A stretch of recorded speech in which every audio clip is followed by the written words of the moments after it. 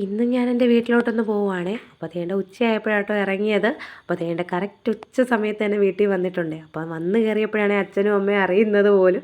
ഞാൻ വിളിച്ചൊന്നും പറഞ്ഞിട്ടില്ലായിരുന്നു. അങ്ങനെ വന്ന വാക്കിന് തന്നെ കഴിക്കാനായിട്ട് കയറിയിരുന്നു. പ്രത്യേകിച്ച് കറികളൊന്നും ഇല്ലായിരുന്നു കേട്ടോ. നമ്മൾ വരുന്നൊന്നും പറഞ്ഞില്ലല്ലോ.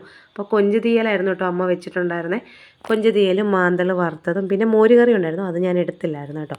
അങ്ങനെ അതൊക്കെ കഴിച്ചു കഴിഞ്ഞു. ഞങ്ങളെ കണ്ടപ്പോൾ തന്നെ അച്ഛൻ പോയി ബീഫും ചീനിയൊക്കെ വാങ്ങിച്ചുകൊണ്ട് വന്നിട്ടുണ്ടായിരുന്നു കേട്ടോ. അപ്പോൾ അതിൻ്റെ പുറമേ തന്നെ അമ്മ ദാണ്ട് ബീഫൊക്കെ വന്ന് വെക്കുവാണ്.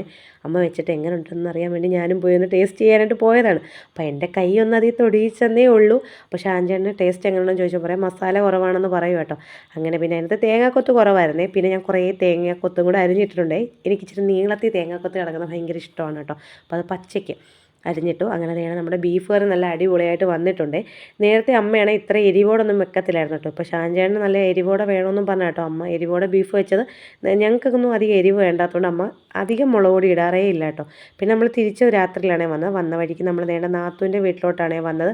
വന്നിട്ട് നമ്മളിപ്പോൾ തന്നെ നമ്മുടെ വീട്ടിലോട്ട് തിരിച്ച് പോകും. അപ്പോൾ വന്നപ്പോൾ നേരെ ചേച്ചിക്കും കുഞ്ഞിനും കൂടെ നമ്മൾ മന്തി വാങ്ങിച്ചുകൊണ്ട് വന്നിട്ടുണ്ടായിരുന്നു. അപ്പോൾ ഞാൻ വേണ്ടാന്നാണേ പറയുന്നത്. എന്നിട്ട് അതും കൂടെ കഴിച്ചു. പിന്നെ ഒരു കോഫി ഒരു കുക്കീസും കൂടെ കഴിച്ചായിരുന്നു കേട്ടോ.